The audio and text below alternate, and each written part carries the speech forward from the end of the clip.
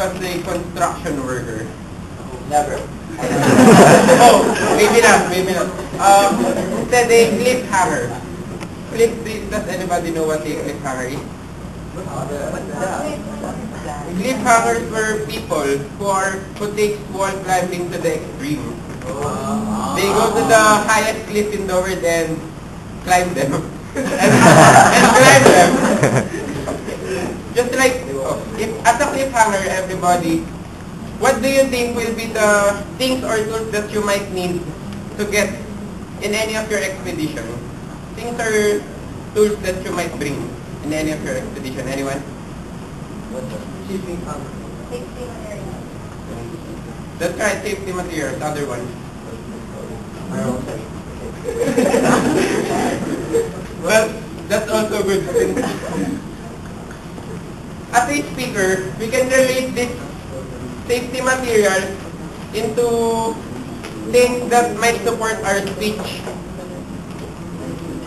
These things are called supporting materials. Supporting materials are things that are used to achieve goal. To achieve our goal as a cliffhanger and a speaker. As a cliffhanger, our goal is to climb the top of the cliff, and as a speaker, our main goal is to communicate effectively with our audience. Supporting materials can either make or break a speech. It can make a speech because it can further explain the topic that you're talking about. And of course, it can break the speech because it can cause redundancy or information overload. Since anybody of us don't want information overload, to become an effective speaker, we must use supporting materials effectively, and we must know each type of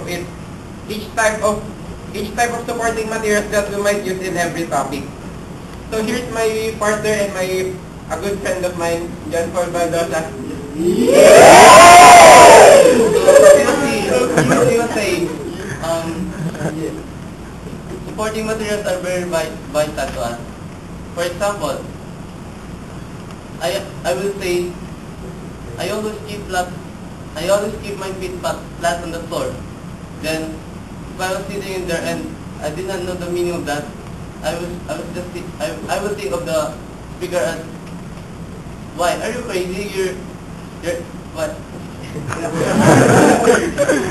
I'm keeping flat on the floor and you're saying that, oh, why? Are you elevating? You always keep flat on the floor. Then, when you're describing a word, you must make definition of it. For example, when you're saying, I'm in favor of gun control, then you must say the meaning of the gun control. You're saying that, or many of your audience will have different definition of what you're talking about. For example, other audience may define gun control as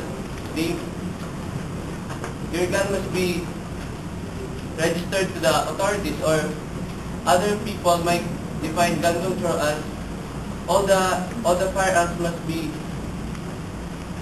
collected and surrendered to the authorities. So definition is very, very important in order to clarify the words you're trying to say, in order to have a good communication between you and your audience. And then next is the vivid image. Having a vivid image of the word or the phrase you're talking about is very important. For example, you can just say, oh, the food was good. But you can also say, the crunchy pretzels were coated with soft yogurt, giving a delicious blend of sweetness and salt in every bite.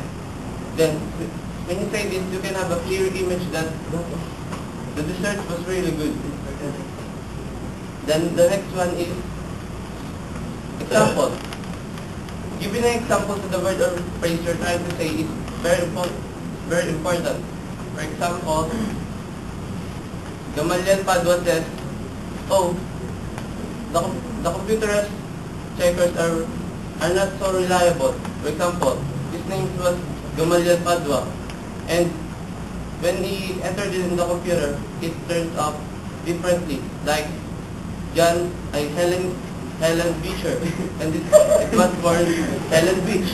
Or another one, Paulino, and it was turned Paulino impolite. That was one thing that Mr. Gamaliel Padua is saying, that the examples that computer checkers are not reliable. And also, we have this narrative or narration. Narration is also important in defining a word or phrase you're trying to say. In TV or in commercials, narration is very important. For example, when you go to the barber shop and you said,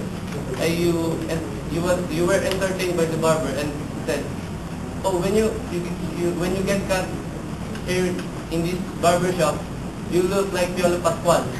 Then that's a weird thing. We think that when we got a haircut with that barber shop, we will look like Piolo Pascual. Then, but definitely, that's not right. That's not. Then that's what we call the hypothetical narration. But because most narrations are very effective with using the hypothetical than the factual. May I have some questions? Is the hypothetical, something hypothetical has a logic? Yeah.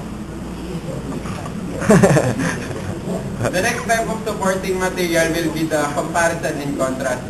In comparison and contrast, we use different ideas. Either they are agreeing with each other or they are opposing. In using comparison and contrast, we must always take note that these ideas must have the same or different things about your topic. The next will be the analogy. Who's familiar with analogy? Can you please give one analogy? If January is to 1, and therefore March is to I'll give my own example.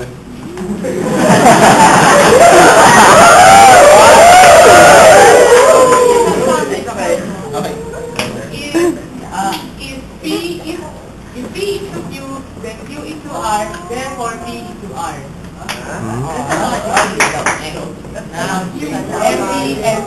FP is to SL, therefore to X.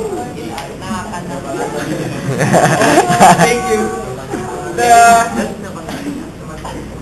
The analogy we're talking, that is a example of an analogy, but the analogy we are talking about in supporting materials are analogies where you compare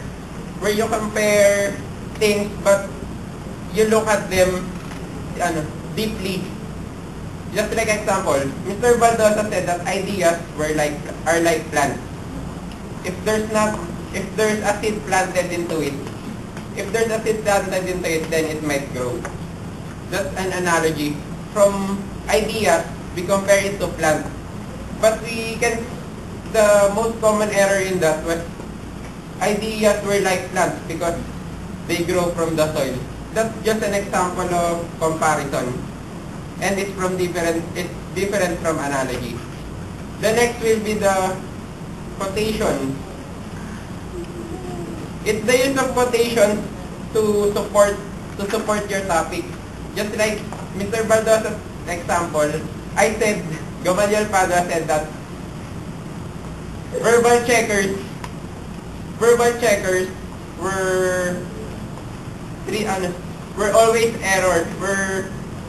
always erroneous. So if I were an expert, he can treat that as a quotation from an expert.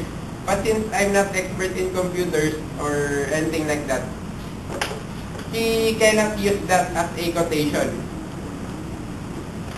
The last type of supporting material will be statistics. Just like they mentioned earlier, the statistics we're talking about here are facts. For example, Kepler 22b. Kepler 22b, 100 light years away. 100 light years away from the Earth. The statistics that we commonly known as are composed of mean, average, mode, but median mode. Mean, median, mode. But in the type of supporting material statistics, we are talking about facts. The other example is almost 80% of the voters only voted for from the last election. 10 o'clock.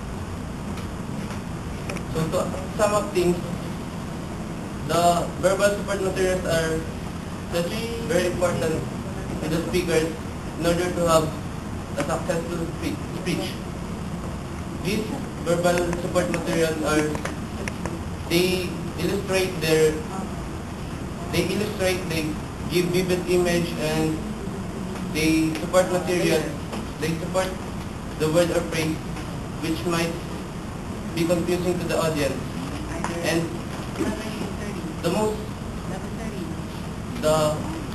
one of the obstacles in effective communication is the assumption that your audience define words exactly the way you define it. So if we have a verbal supporting material, these things might be understandable to the audience. That's all.